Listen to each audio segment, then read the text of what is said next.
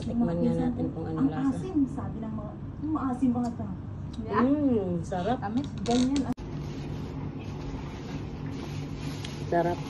Hindi maasim eh.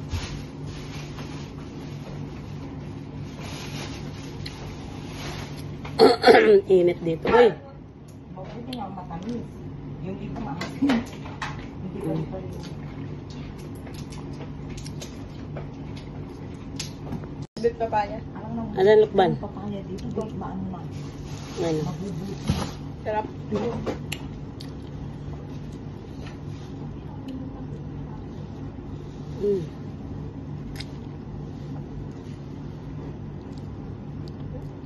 Tamis. Ayan ang lukban, babaunin namin bukas yan. Lagay muna namin sa ref yung iba.